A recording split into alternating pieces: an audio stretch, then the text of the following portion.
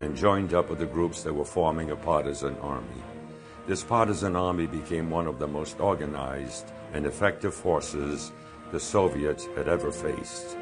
Using open battles and guerrilla tactics, these young Lithuanian soldiers developed into a regular army that slowed down the Soviet takeover for several years.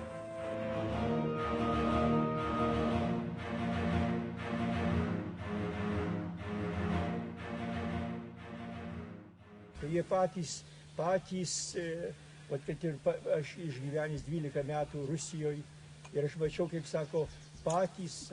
Daug čia tos istorijos yra, bet aš nesiplėsiu. Toward the end of the war, when the Nazis began retreating and the Russians returned, we knew what was in store for us. The Russians were brutal to the Lithuanians.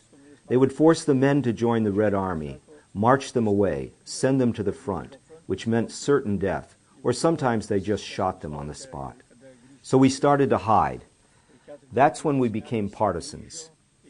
At the time I was 21 years old. I met Adolphus Romanauskas, the leader here, who had built summer bunkers in this area.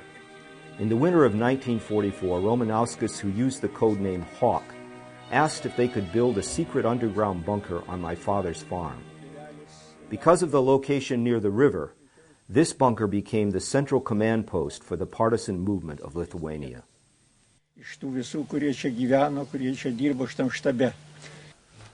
The young partisans were farmers, used to plows, working with their hands.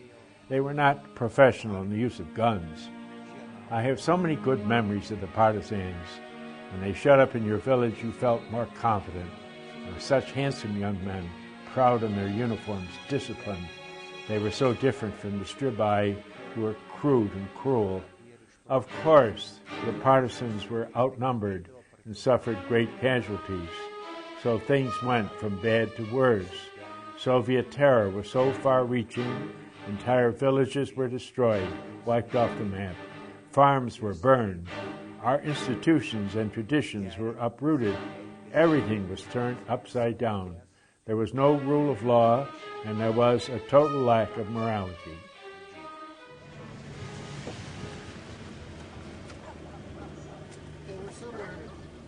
Kada užėjo Rusai, tai kariuomenė kur eiti reiškia. Eit fronten. When the Russians came back, they ordered all young men to sign up for the Red Army. They needed them on the front to fight the retreating Germans, and this meant certain death. So instead, my friends talked about going into the forest and hiding out for a while, because we all expected the Russians to leave in a few years. And that is how the partisan movement started.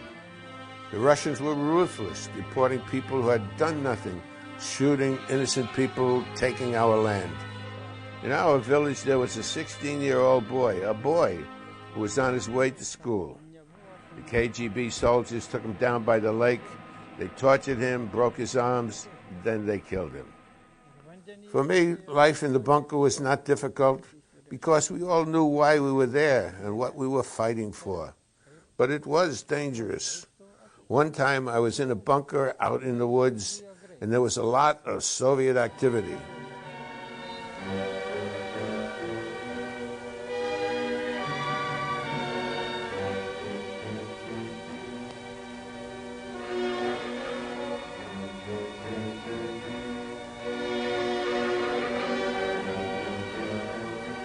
На одном из участков было обнаружено подземное убежище. Командир подразделения подал команду. Подразделению поиск на достигнутом рубеже временно приостановить и подготовиться к бою. Одним отделением окружить подземное убежище. KGB soldiers were poking rods into the ground in order to find us. That time was difficult because it was wet, rainy, and cold, and we literally had to stay underground for days, sometimes even weeks on end. I spent 10 years in the forest, in the bunkers, from 1943 to 53. 10 years underground. We fought right up to the very end. Finally, I was betrayed by one of my own commanders, and they forced him to collaborate.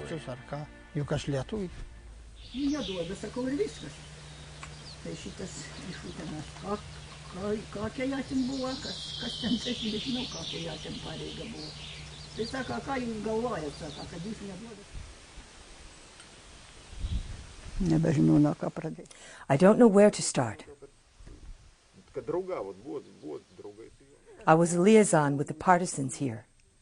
We were all friends from childhood. The Soviets suspected me, and they started to bring me in for questioning, and then they let me go. One night, during interrogations, I saw a dear friend of mine. He was from my village, and we married soon after. My interrogators asked me, "Do you know him?" Of course I knew him. We grew up together. Jonas had been arrested for his underground activities, and they wanted me to betray him. Those were really difficult times, and the communists tried to convince us that if we went along with their program, things would get better. And you know, we were almost convinced. They guaranteed everything. They gave us documents. They promised to leave us alone. So why wouldn't we trust them?